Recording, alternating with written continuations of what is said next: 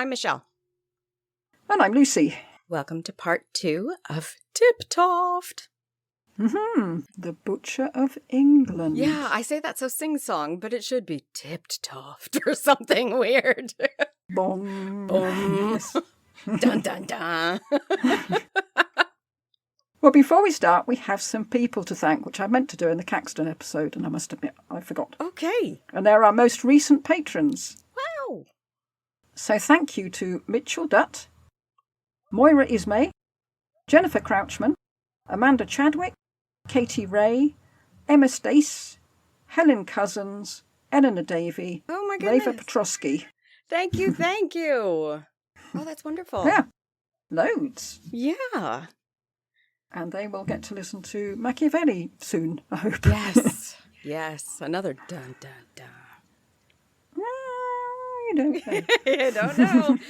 If we go by just his book, it's dun, dun, dun. I don't want to be feared. Thanks. I don't think anyone's frightened of me. Not me either. I'll be very surprised. Oh, dear. Well, last week we saw Tiptoft being one of the youngest boys at Oxford. Yes. Becoming treasurer. Yes. And pretty much turning around the country's finances. Yes. Going to the Holy Land. So far, so good. Wowing everyone, including the Pope in Italy. Yeah. So, wonderful man. We're not sure about that, though, because we don't know how bad that Pope was. No, and we don't know. Apparently that was just from English sources, so people probably saying, Look at how lovely we are. yes, we're not as bad as you think. Oh, man. In April 1462, Tiptoft became treasurer again, which was good because they were going to need some money. Okay. They couldn't have Henry VI and Margaret Anjou running about getting support from France and Scotland, because they had a habit of sneaking away by sea, and it was difficult to stop them since there was no standing navy. Yes, and we just start all over again. But making a navy from scratch was quite pricey, meaning that Treasurer Tiptoft needed to raise money. And Tiptoft did this with great enthusiasm, as you get the feeling he did most things with great enthusiasm. And enthusiasm is often a good thing, except where amassing money from the people is concerned. Yeah, not the best, hey? No. Because you know you're going to take advantage of people. Oh, yeah. Also, ships were being commandeered for the protection of Calais against the French. So if you're a merchant trying to make a living, the enforced taking of your ship is going to cut into your profits a bit. Wouldn't that... Gosh, that would make you go bankrupt at that time. It's not like you kept a whole bunch of money in reserve.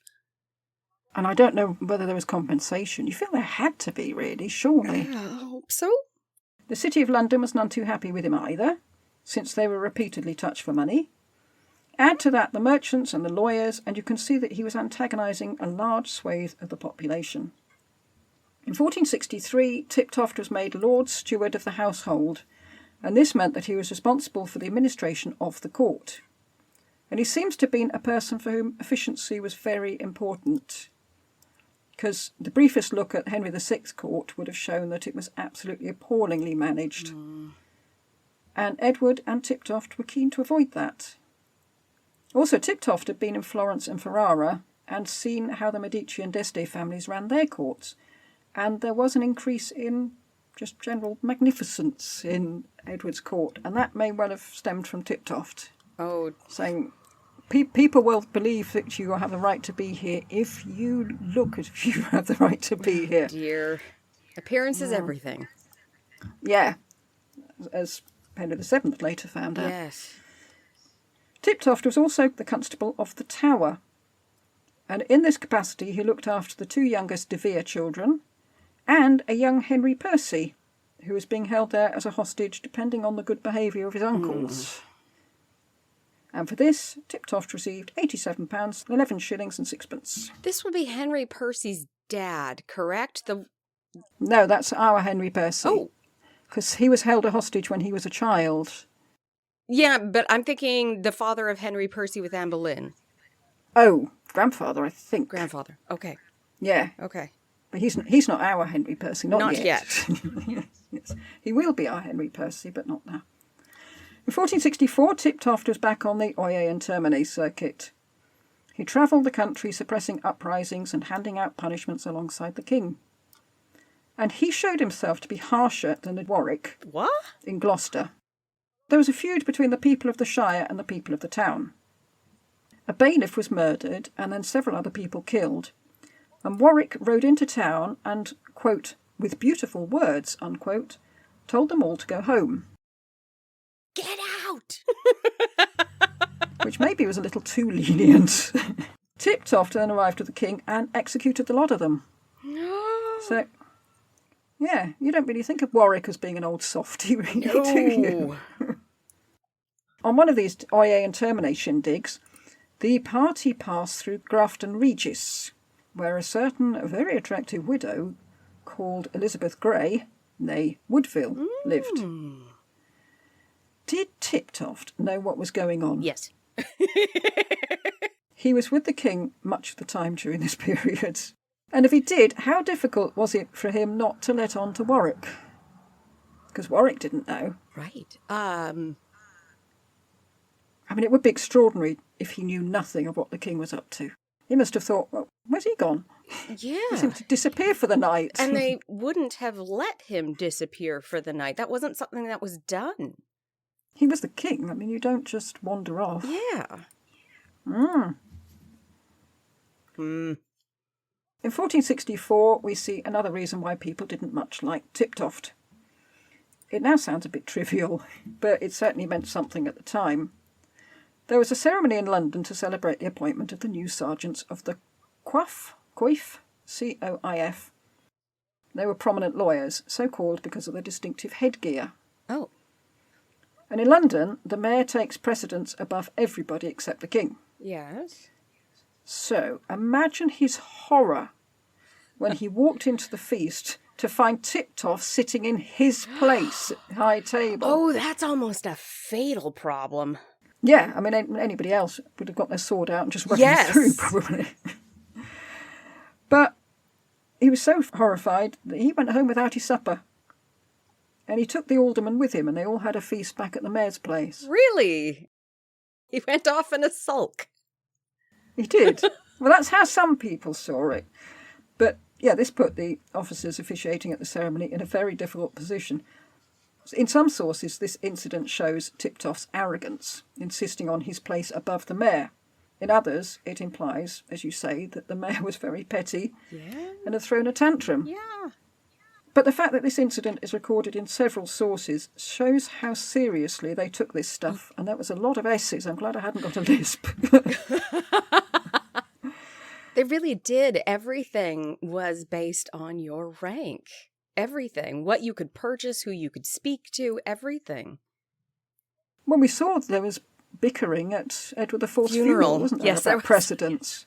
Like, the most improper time to be standing on your laurels. Yeah. Those siding with the mayor showed how unpopular Tiptoft had become with merchants, lawyers and ship owners, because they were willing to believe anything of him now, even that he'd sat in the wrong seat. Even. Why isn't that? Even that he murdered 53 people. No, even he sat in my chair. He sat in his chair. I mean, you can't just let these things go. I know, but it sounds so petty. It really does. And there was gossip. He hadn't been married for a decade or so. That was a bit weird. Yeah. He'd lived in Venice, and we all know what goes on there. Oh, yes. No, sorry, I'm going to rephrase that. And we all know what went on there. not current tense. He was a humanist of the Italian variety, not the English variety, which concentrated on civic duty. Rather, he liked that wacky stuff about Plato and Lucretius and Ovid. I mean, that doesn't seem right. We aren't at the point where somebody defended that point of view yet. Henry VIII hasn't defended it when Bishop Fox put it into his school. No, I mean, we're pre-Erasmus. Yes. Pre-Thomas More. Oh, geez. Now, does that make him more intelligent because he anticipated where the world was going, or just an eccentric? I think because he'd lived in Italy for those years, I think he was just drawn to that sort of thinking, really. Yes. Quite possibly he'd met Picard and Mirandola and Ficino and all the crazy bunch that hung around the Medici. Yeah. The people who had all those ideas that we couldn't make head nor tail of in the Patreon episode. Oh, Patreon.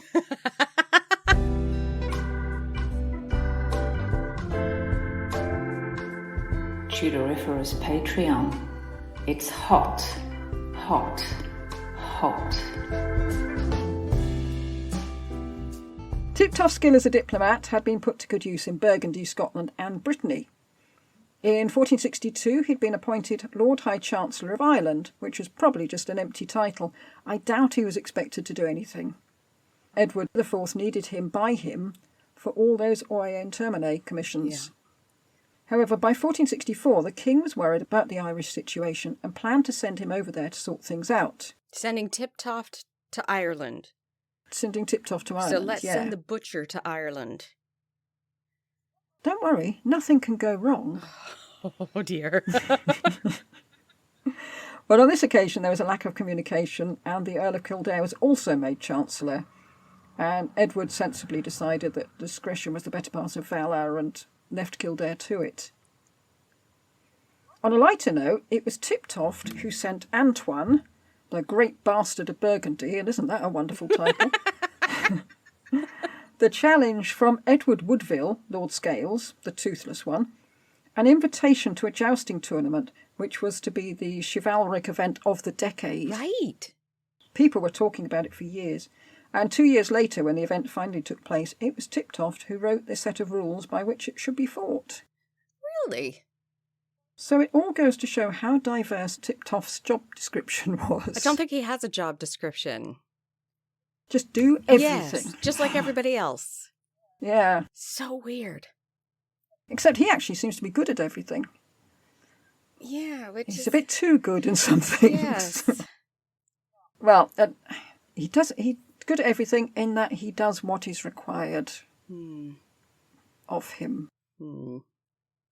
In 1465, we've been here before, Tiptoft was seated at the high table for the inauguration of George Neville as Archbishop of York.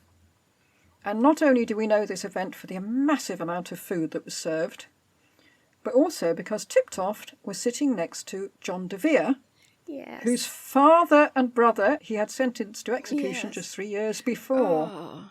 And this is where orders of precedence are a bad thing. But they had both been married to Neville's sisters, so maybe they had something to talk about. I don't know. Which one? Never mind. And a little awkward anyway. Yes, a little. Just a little. Gosh, how could you... I would refuse to come. I'd refuse. I'm not sure that is an option. No, it really, isn't. is it? I'm just trying to think of No. any way you could have avoided that situation. Maybe even, you know what?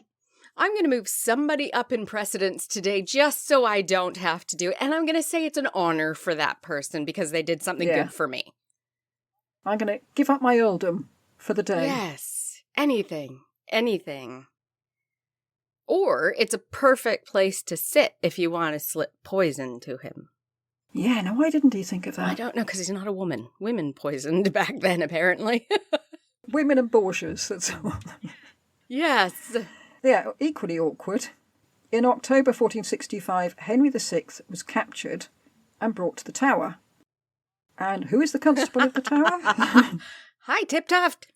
He is now Tiptoft's prisoner, which must have been very awkward. He had started Tiptoft off on his career as politician and diplomat. They'd travelled together. They must have known each other well. Attended executions together. I mean, that must bring you together quite well. But would it have been awkward for Tiptoft or Henry VI? Because we do have some indication that at this point, Henry VI was not all there. Would he have had a full understanding of what was going on at this point? Because isn't this the one where he was found sitting, giggling under a tree? Yeah, Tiptoft might have been more or less looking after him, I suppose. Yes, maybe more as a... that would make both of them feel better, I suppose. Yeah, at least Tiptoft, if he has any sense of feeling whatsoever, could treat him well and ensure he was treated well. Whereas Henry might not have been aware of anything that was going on. Yeah. Well, at least he wouldn't have realised he was a prisoner in the Tower, hopefully. In 1466, Tiptoft became a soldier, and it may have been because he felt it was something that needed doing, but also he may have wanted to get away from the court. We're reaching that point in history when Warwick and George Duke of Clarence decided to turn on Edward. Tiptoft had been close to both parties, so which way should he go? Maybe becoming a soldier was a sort of diplomatic retreat. Oh, geez. I'll tell you in a minute. I'm just off. I just have something to do. I'll be back in a little minute. Just try and sort yourselves out so when I came back I'm not in this difficult situation. It all seems to be embarrassing and awkward, doesn't it, in Tiptoft's life? His first excursion was to the Lancastrian stronghold of Harlech Castle in North Wales. And then he was off to Ireland to sort out rebels in the role of deputy lieutenant. Jeez. And he was expecting to be in Ireland for so long that he sold off all his lands and offices in England. What? Why? I don't know, he must have thought that this was a job for life. It wasn't. Nothing. It must have been so awkward when he thought, oh, I've got to go home now. Except I haven't got a home. I don't own anything. Holy. We haven't heard of that before. Yeah, what a pillock. Yes. So not only are you mean, you're stupid. No, he was an intellectual. Not that being intellectual and being clever can be entirely different things. He was hoping he wouldn't have to go back. Yes. Yeah, I mean, he stayed in Italy, and it seems that he was sort of keeping away from things that might be a bit difficult. Maybe he found social situations quite awkward. I would. Look at how many people on both sides you've screwed. Sorry, wrong word. Look at how many people on both sides you've messed up. The Annals of William of Worcester state, quote, "The Earl, having 1,000 archers at the expense of the king, crossed the sea to Ireland. On the way he married the widow of Roger Corbett, a knight at Ludlow, sister and heir of Walter Hopton, an heir of William Lucy, a knight," unquote. So we've got the whole family tree there. So that's wedding number 3. Okay. Tiptoft was in his 40s by this time. Elizabeth, as his new wife was called, don't tell me she's 13. Also in her 40s. Oh, what? Really? Yeah. I don't think we've ever come across that before. No, we have not. Their wedding present from the king was to be fined for marrying without permission. But it was only 10 marks, and he waived even that, so he doesn't seem to have been too annoyed, because some people were charged up to about £1,000. And they had to pay. I think, wasn't Princess Mary and Charles Brandon? Yes. I think they had to pay £1,000. And a year later, the couple had a son, which was a risky business for a woman in her 40s. It's a risky business for anybody, but especially for a woman in her 40s. Yep, all successful. What? Seriously? She survived and the baby survived? Yeah. I know. Wow. I know, it's full of surprises, isn't it, this story? Tiptoft immediately got stuck in, chasing down rebels and passing laws in Ireland. Because we were just talking about Ireland. We're talking about Ireland here. We're not talking about the marriage. Sorry, I should have clarified that. But historians are baffled as to why Tiptoft took it upon himself to behead the Earl of Desmond, the greatest Earl in Ireland. Well, because he has a bloodlust. Desmond had been asked to come to the council, and they'd lured him in with friendly words, and then suddenly arrested him. That's against the rules. Rules. It's against the commonly used rules. Well, it gets worse. Neither do historians understand why Tiptoft executed 2 other Irish nobles, described in some sources as children. What? And possibly Desmond's boys or foster children. Children were under the age of 12. And there's a poignant description of the execution of the boys, as one of them asked the executioner to be careful of the boil on his neck. Poor little chap. Oh. Then one of Desmond's pages was executed because he wouldn't shut up about the execution of Desmond and the boys. He's executing his own servants now. Oh, this was one of Desmond's pages that was complaining and saying... Just for keeping your mouth open. Oh, dear. Yeah. Well, I wondered if someone got executed for complaining about the page and then going back and back Just and keep back. going. Eventually, there's nothing left of Desmond's servants. Wow. Yeah. I mean, yeah, even in such violent times, these events were seen as truly terrible. Yes. And reports of them spread around both Ireland and England. Yes. And this is really the start of Tiptoft's reputation as the Butcher of England. Which is interesting, because Poynings has a worse reputation, and he didn't do any of this. Yes. Apparently, the king might have tipped Tiptoft the wink that he wanted Desmond dealt with, shall we say. Well, okay, I could see that for Desmond, but the children? His page? Yeah, he might have gone a tad too far. When Desmond had come to England, he'd told the king how shocking it was that he'd married beneath him. To the king's face? Yeah, apparently. And Elizabeth Woodville was not very pleased with that remark. No. And that might have signed Desmond's death warrant. But then who's more to blame? The king who decrees that someone should be executed because he's been asked to do so by his wife, or the lackey who carries out the killing? Both. And now I'm thinking of wife. John the Baptist. Oh, yeah. John the Baptist was killed because of a wife. Yes. Always the woman. I think it's just a convenient excuse. Yes.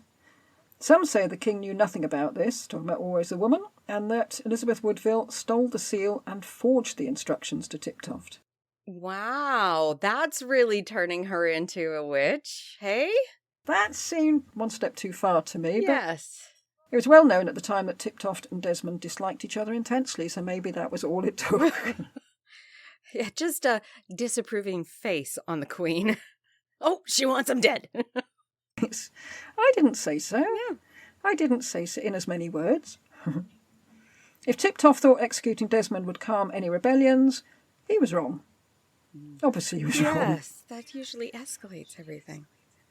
Yeah, executing a popular earl will never do that. No. The Fitzgeralds now rose up against Tiptoft, as did Taig O'Connor, and Tiptoft was now fighting several rebellions. But Tiptoft wasn't just executing people. He was a busy man. In 1469, the Irish Parliament passed 87 acts. Also, he shook up Irish coinage. If Irish coins had similar precious metal content to English ones, the coins all seemed to flow out of Ireland and into England.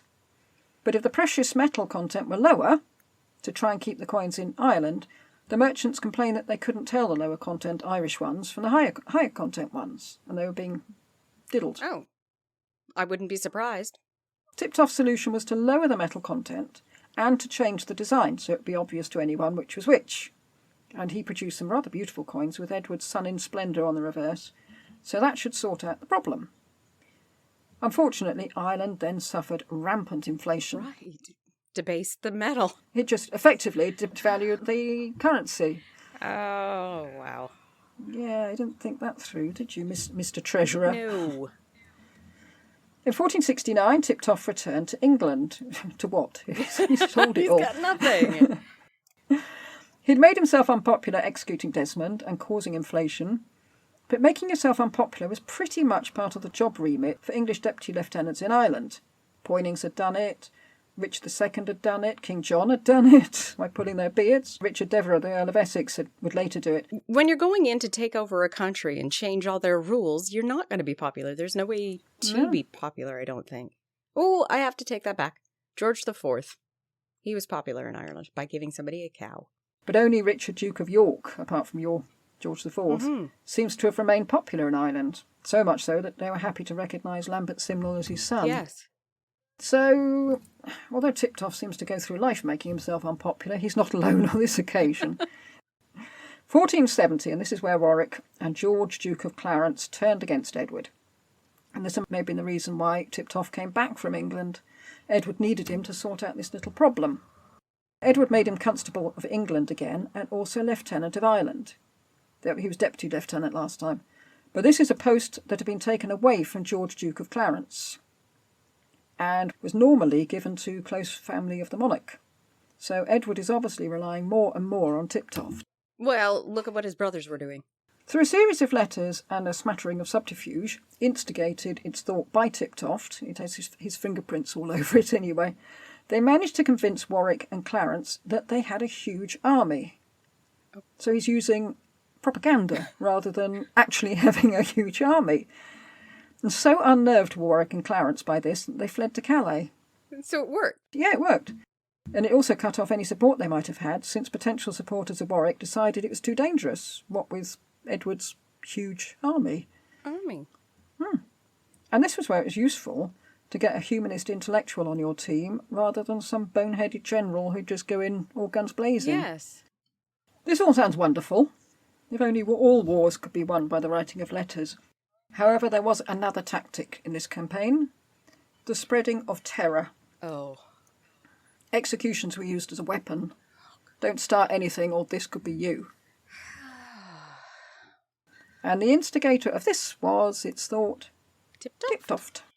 He's got it's Tiptoft. It sounds like a sweet fun name. name. He's all cuddly. Head off would be a bit better, more appropriate. Oh, good. On to Southampton, and a quote from the chronicler Warkworth. Quote, "And after this, the King Edward came to Southampton, and commanded the Earl of Worcester to sit and judge such men as were taken in the ships." I think that's ships, Schyppes. And so 20 persons of gentlemen and yeomen were hanged, drawn and quartered and headed. Oh, my goodness.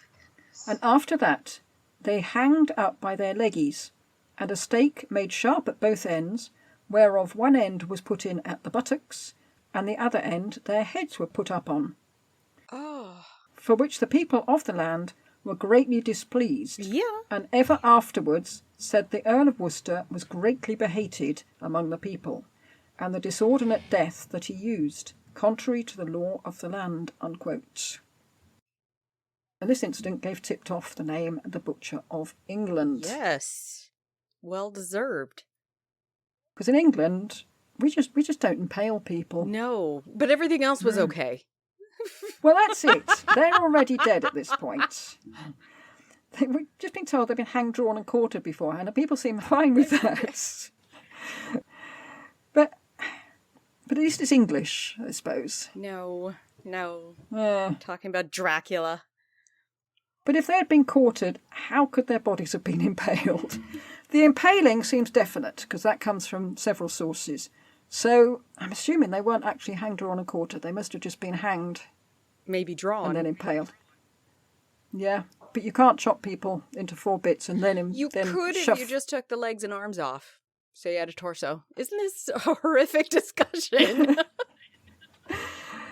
Yeah, and then the spike actually comes through the neck, and then they balance the head on the top like funny little puppets. Ugh. I mean, the whole thing is to humiliate the dead body. Yes. It's not nice. No. I'm glad you clarified that. I thought it was a jaunty day in spring. Hey, where are the flowers? It seems that we're not the only ones to think it wasn't nice. People thought, what the hell? What are you doing? What are you doing? Yeah. Leyland wrote, quote, he's another chronicler, there is... I always do that. Leyland said, and he's another chronicler, quote, let's put the quote in the right place, there is savagery to the guilty who after death were thrust through with sharpened stakes upward from the rear, raised up to the winds, as an example of vice, but a doleful sight, and as the common people openly said, cruel and unmerited. The Earl should have had the courage to be merciful. I know this mark to be later fatal to him, unquote. Because people weren't going to forget this in a hurry. Yeah. When he falls bigly. Bigly. It seems certain that the impaling was Tiptoft's idea, and it must surely have been based on the impaling of the Turks that he'd witnessed on the pilgrimage to the Holy Land, when he stopped at Rhodes and saw 250 Turks impaled. But, to his credit, he did kill them first, which is more than the Christian... How can you say to his credit? Because being hung, drawn, and quartered is not any better. Nah, I don't know. Being impaled, I mean, that's... Slow. But the Christian knights of Rhodes didn't kill him first, did they? So, to his credit, he did kill him first. There is no credit there. Tiptoft was being talked about, and not in a good way. that time when he was on the Oyez and Termine Commission and he'd used Paduan law instead of good wholesome English law. And there was talk about him executing children in Ireland, and now this. He's a psychopath. But Edward liked him. And in fact, Edward didn't seem to be able to do without him, and made him treasurer yet again. So he's a charismatic psychopath. I think he must have been very charismatic, yeah. For doing all that and still being successful in a political life, yeah. Not all charismatic people Are good. nice people. True. Yeah. In fact, quite a lot of the most charismatic Are not truly good. horrendous. Yes. I mean, you look at someone like Hitler or Mussolini and you True. think, but they look so foolish, but there must have been something about them. Yes. On September the 4th, 1470, Warwick landed on the south coast along with George Duke of Clarence, John de Vere and Jasper Tudor. And apparently people flocked to them. And was that because they loved Warwick, Henry VI and Margaret of Anjou? It seems unlikely. It's more likely that they came to hate Edward IV and his evil sidekick, John Tiptoft.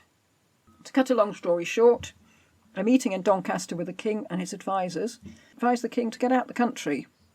Run! That was the advice. This he did with most of his close aides, but not Tiptoft. Tiptoft went to London. Why?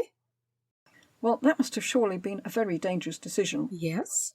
Someone would have to warn the Queen to get her and the kids into sanctuary before Warwick arrived. Oh. Did Tiptoft volunteer for that? Or was there some other reason? He could have gone there to get money for Edward's exile. Okay. That sounds more like his kind of thing. He may have been intending to take it to him in Burgundy, and it obviously meant to get out of the country at some point. Warwick and Clarence entered London, and accompanied by John de Vere and one of the Stanleys, probably Thomas, brought Henry VI from his cell. On the 9th of October, Tiptoft was discovered and arrested. He had given money to a shepherd to buy bread, and the man went to his usual shop, but the shopkeeper became suspicious because the shepherd was buying more bread than usual. It always seems to be something really trivial, doesn't it? There's another one where it was the... King Richard? Was that the one where he sent his page or someone to go and buy something, but he gave him his gloves because it was cold? Yeah. And it was really fine gloves. Yeah. The shopkeeper told the soldiers who were milling around looking for Tiptoft, and they found him hiding in a tree. They're always in a tree. Never hide in a tree. That's the first place to look. When he was brought to London, the populace shouted that he must die because, according to one chronicler, Tiptoft had brought in Italian laws. Oh, not the impaling. It just seems an unlikely reason for the populace to call for a man's death. There are so many other reasons. Far more likely they would think of the impaling in Southampton. But it was a bit difficult to decide what to do with him since he was the constable of the Tower. On the 12th of October, John Paston wrote, quote, "The Earl of Worcester is like to die this day or tomorrow at the furthest," unquote. In fact, he didn't, so there seems to have been some discussion as to what to do with him. Oh. And it was decided that he should have a proper trial, which makes a nice change. Yes. We're going to follow judicial procedure? Really? Yeah, apparently.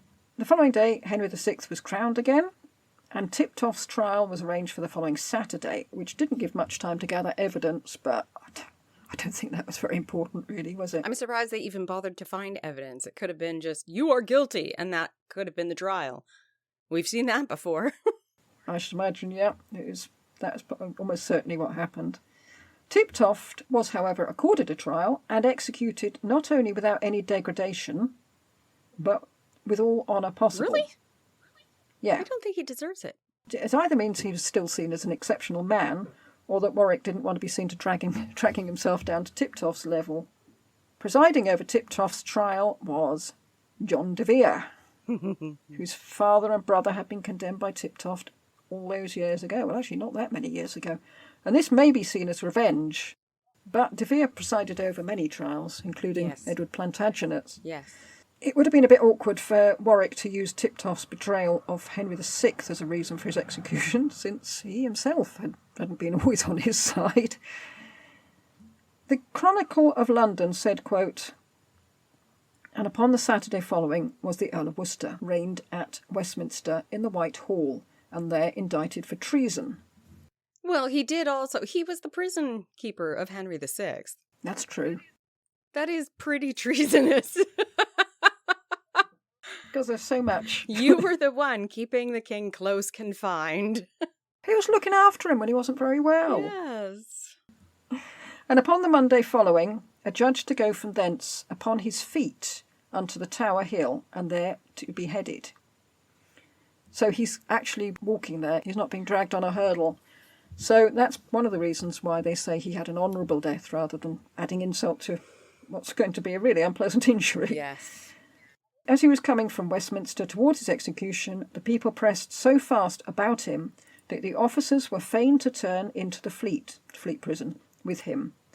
And there he rested that night till upon the Tuesday at afternoon, which was St. Luke's Day, and the 18th day of October, he was brought through the city, and so to the Tower Hill upon his feet, and there beheaded, upon whose soul and all Christians, Jesu have mercy, Amen. Unquote. He met his death in a shirt and open-laced shoes. Quote, now it was time to cut off the head. Master John turned to the executioner and requested he cut off his head in 3 blows in reverence to the most holy Trinity. What? Although it could be cut off in 1. And this was a sign of the greatest faith and spirit, unquote. Really? Really? Just talked to Margaret Pole about watched executions. She got up and ran. I mean, he was probably hoping that he wouldn't go for the 3 blows one, but yeah, I suppose it's quite easy to say, please do it in 3. William Caxton said of Tiptoft, quote, the axe that at 1 blow cut off more learning than was left in the heads of all the surviving nobility, unquote. So did it get cut off in 1 blow? Well, Caxton said so, but he was just making a point Yes. that Tiptoft was cleverer than all the people that were left. We'd lost a great intellectual when we chopped his head off. Still worth it. Sorry, that is a mean, evil man. His body and head were buried together at Blackfriars with all the honour and worship, in that the head was not put on a spike. Jeez. And he didn't have a pole shoved up his backside. No, so, he did not. He's done pretty well for himself. And that's the story of Sir John Tiptoft, who could have been remembered as a great squalor. He is remembered as a great squalor, but he could have been remembered as a great scholar and humanist, but instead is remembered as the Butcher of England. Yes. Yeah. That was not a comfortable story. No, they really are. Especially these cameo episodes. They seem to get darker and darker. We need to do a fun cameo. Wonder if we can find any information on the fool of Henry VII. I couldn't find anything. Oh. No, I have looked. Oh. No. Okay. Pity. Yeah. And if we did, he'd probably die horribly. Yes, and quite often the fools at the time were mentally deficient. So it might have been a sad story instead. Instead of brutal, like this one. And we're not rating him. No, we're not. But I think he should go to the gallows. He died too early. Well, he's gone. Yes. Too late for that. Thank you for listening. Yes. And we'll see you next time. Goodbye. Goodbye.